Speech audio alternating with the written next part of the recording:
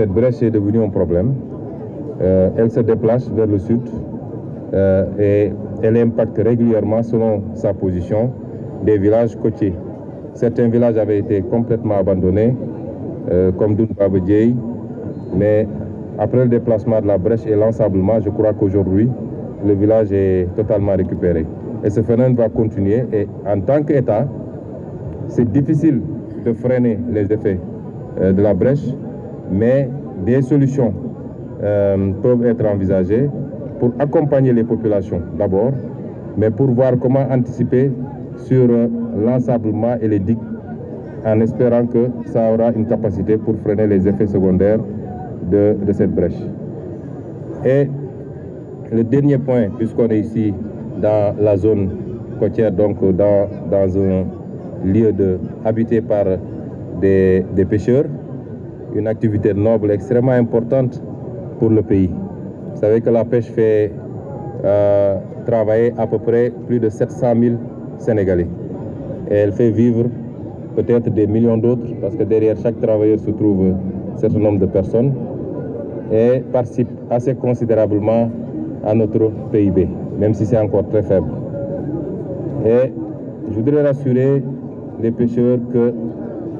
nous avons comme préoccupation l'accès à la ressource halieutique. Nous venons d'arriver, des solutions provisoires ont été élaborées, notamment la discussion avec nos voisins mauritaniens. Et je remercie les autorités mauritaniennes qui ont été très ouvertes, qui ont accepté de renouveler et même d'augmenter le quota de licences accordé à nos pêcheurs saint-louisiens. Ce qui fait qu'aujourd'hui, je ne pense pas qu'il y ait de problème de prise à ce niveau. Nous voulons également les rassurer que des solutions beaucoup plus structurelles sont en cours d'élaboration, notamment par le réexamen des accords de pêche, les fameux accords de pêche, qui aujourd'hui ont permis à des étrangers de prélever de manière sauvage, sans respecter les normes et sans débarquer sur nos côtes pour permettre au moins de faire vivre une économie de transformation. C'est des choses qu'on ne peut plus accepter. Et nous pouvons assurer les pêcheurs que nous allons revoir ces accords dans le sens de permettre d'abord à l'exploitation locale nationale de pouvoir tirer le meilleur profit aux ressources halieutiques sur toute la côte. Le président de la République accorde beaucoup de prix et vous avez vu quand il a reçu le président de la Commission de l'Union européenne, il lui a tenu ce langage et le ministre de la Pêche est à pied d'œuvre et en train de poser les actes préparatoires pour qu'aujourd'hui nous puissions nous réapproprier totalement de nos espaces maritimes dans le sens de faire vivre l'activité, mais également rendre le poisson plus accessible aux Sénégalais. Souvent, on a l'habitude de blaguer pour dire que les jeunes Sénégalais ne connaissent pas certaines espèces, comme le tchof, parce que c'est devenu rare et très cher. Et ça, ce n'est pas admissible. Et je voudrais terminer également par rassurer toujours les pêcheurs que nous prendrons toutes les dispositions pour que l'exploitation des ressources gazières au large des côtes saint-louisiennes et ailleurs l'exploitation des ressources pétrolières pour Sangomar ne puisse pas avoir un impact sur l'activité de la pêche.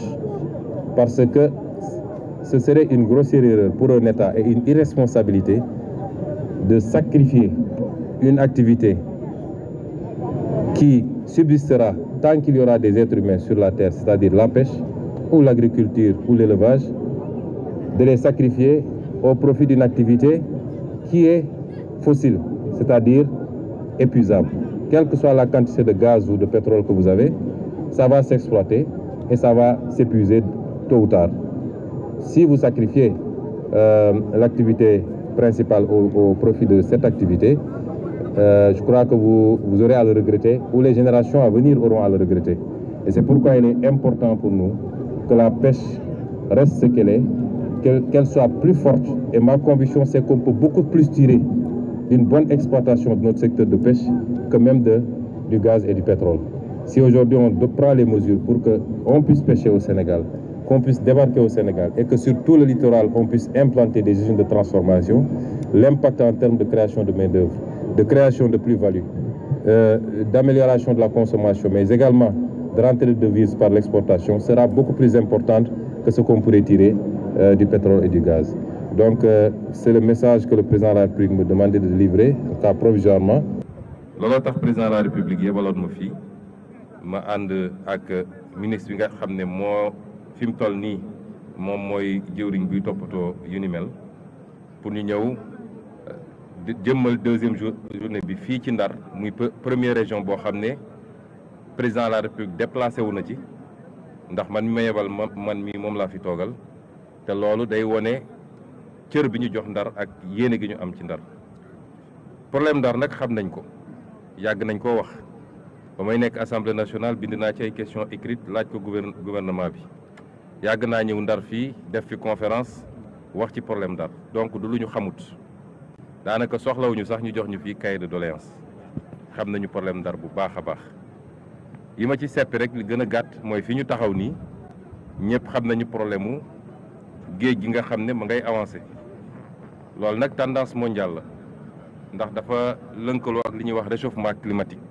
mooy àdduna xeetu xarale yi ñuy jëfandikoo surtout réew yi nga xam ne am nañu doole développé nañ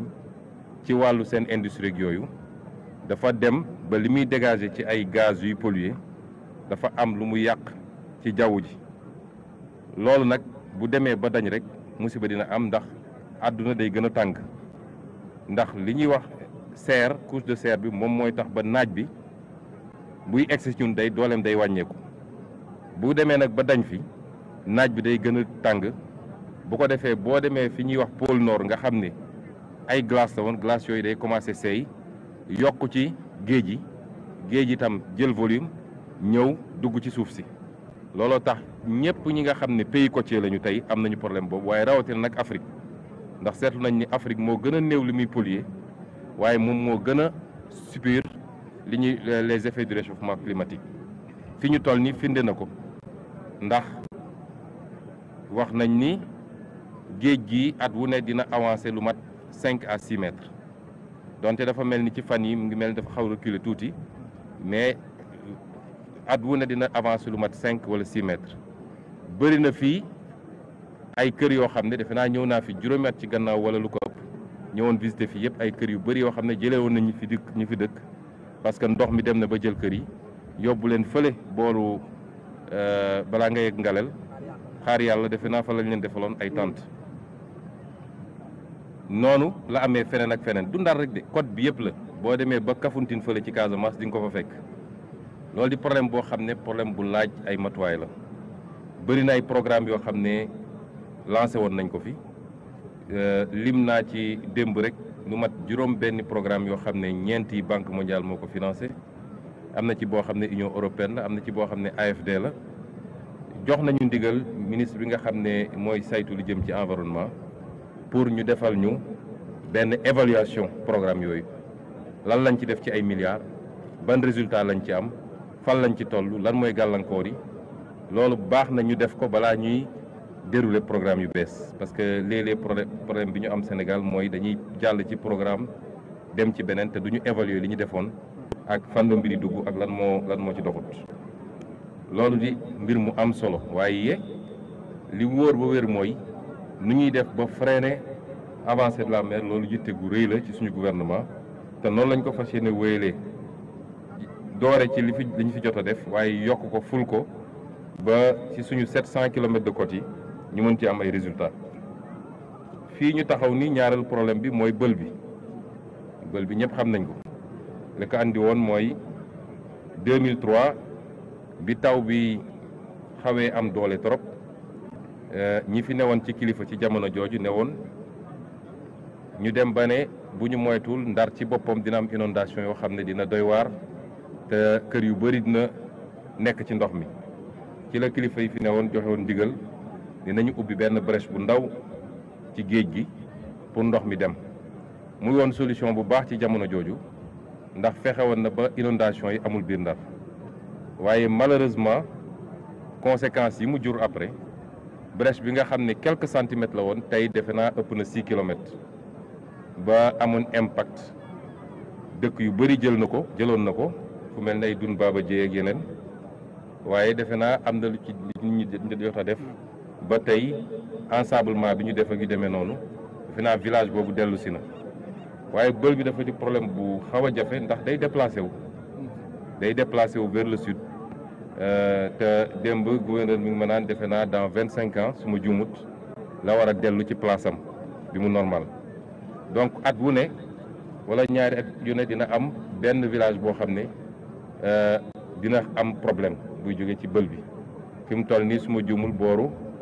Gandon la war a doon Ganjool bokk safur la booru Ganjool kon loolu it lañ ci mën a def rek mooy anticiper ci ensablement yi yu demee noonu mais c'est un phénomène naturel boo xam ne dina réglé wul boppam lañ ci war a def ci accompagner aussi les populations bu soobee yàlla dinañ ko def loolu nag lu gàtt la li may wax fii ndax li ëpp solo mooy lancer ko dina am yeneen kàddu yu ñuy wax feneen ndax defe naa am nañu ñetti étapes yu des di wax rek ni problème mu Ndar yëpp xam nañ ko la jëm ci napp gi defe naa ren gouvernement def na effort yu rëy rëy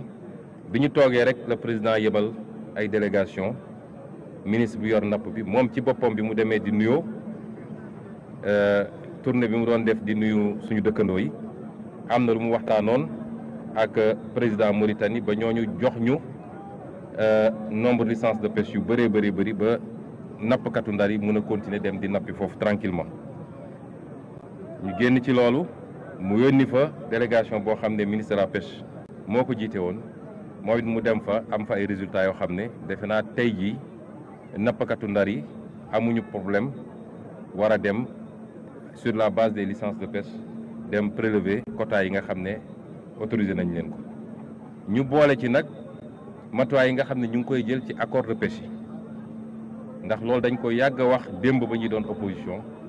te lu ñu mus wax en tant qu'opposant rek bu soobee yàlla dinañ ko def en tant que bu ñu egsee ci pouvoir exécution programme nag dañ koy dérouler étape par étape waaye gis ngeen premier acte yi ñu posé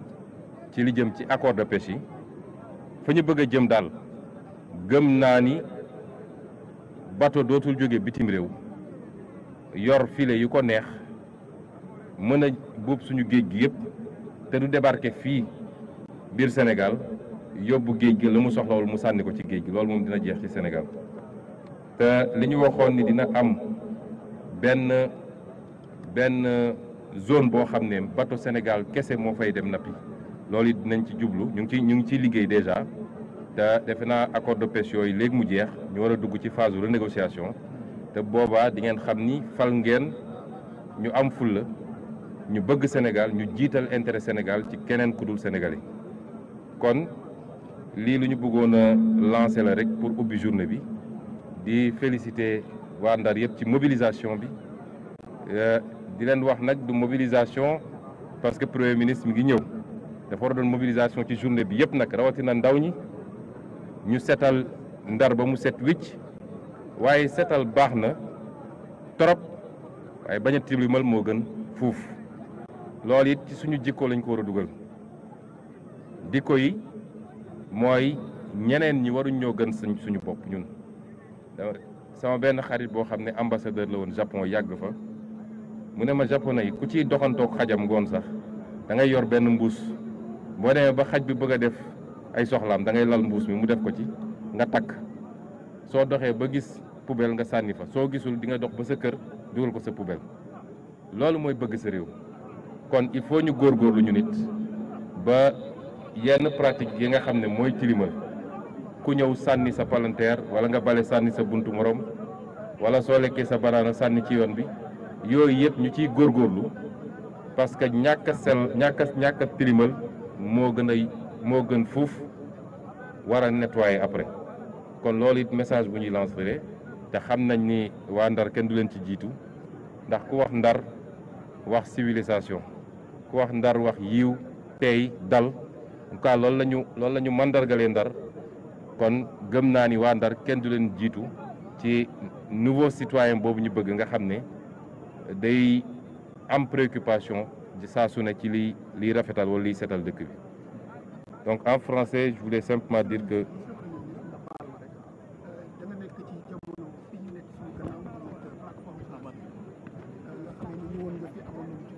loolu dinaa ci wax mais ci beneen étape laa